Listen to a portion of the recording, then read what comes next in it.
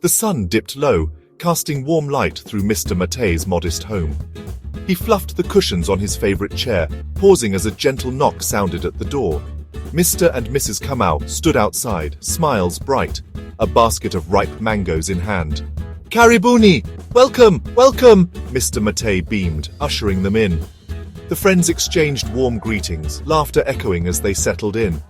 Mr. Matei busied himself in the kitchen, soon returning with steaming cups of chai. "Please have some tea," he urged, setting the tray down. Conversation flowed easily. Weather, crops, village news, familiar and comforting. The Kamaus spoke of their children, pride in their voices. Mr. Matei shared stories of his son Mwenda, his eyes shining. Laughter filled the room, the evening unfolding in gentle harmony. To any observer, it was a simple, heartwarming visit between old friends. As night fell, the warmth of community wrapped around them, a silent comfort. The world outside faded, leaving only the glow of friendship within.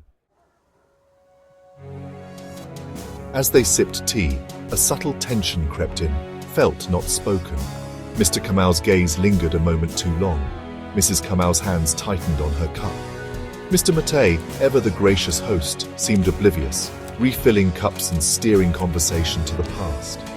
"Do you remember the Harvest Festival of '98? Mr. Kamau asked, nostalgia in his voice. Mr. Matei laughed, recalling the river nearly flooding their farms. They reminisced, but certain years and names were carefully avoided.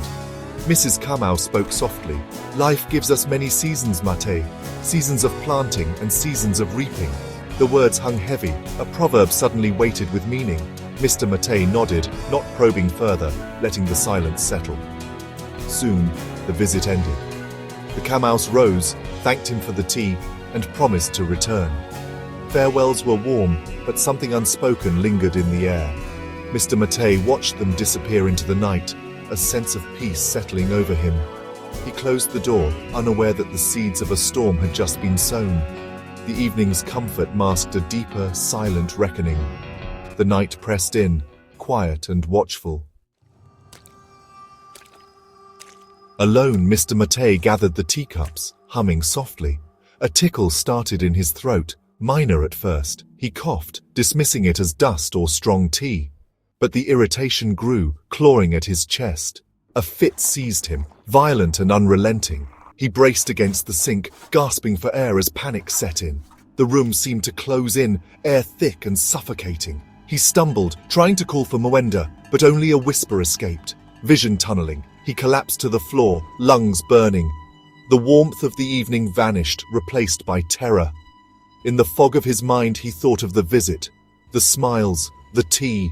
A dark suspicion flickered, rooted in a past he'd tried to forget. The poison now felt as real as the fear gripping his heart. Mwenda heard a heavy thud and rushed to the living room. His father lay on the floor, face twisted in agony, gasping for breath. "Baba!" Mwenda dropped to his knees, panic rising. Mr. Matei could only gesture weakly to his throat. Mwenda acted fast, lifting his frail father with trembling arms.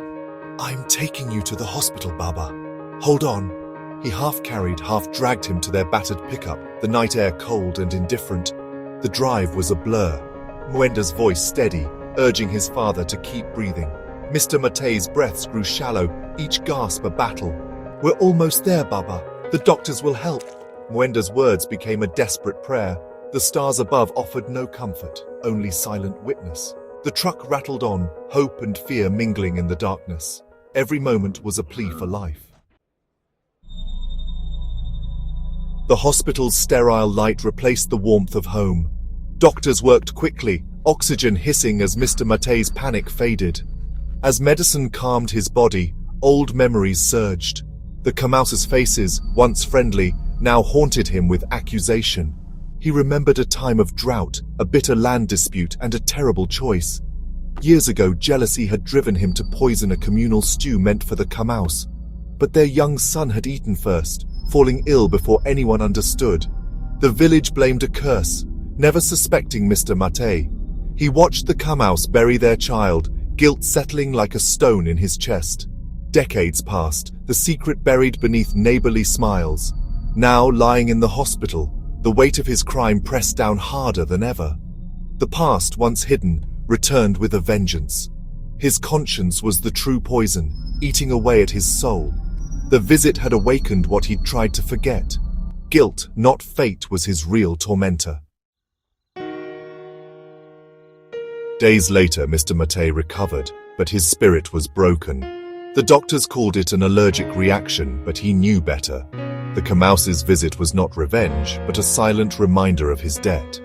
Their kindness was a quiet torment, letting his conscience do the work. He finally understood Mrs. Kamau's words: seasons of planting and seasons of reaping. He had sown poison long ago. Now he reaped its bitter harvest. Mwenda asked what had made him so sick, but Mr. Mattei could not confess. He simply shook his head, a tear tracing his cheek. Sometimes, Mwenda, the oldest debts are paid in the strangest ways. He was alive, but would never truly be well. The air he breathed was thick with memory and regret. The past lingered, unforgiving. His reckoning had come, not from others, but from within.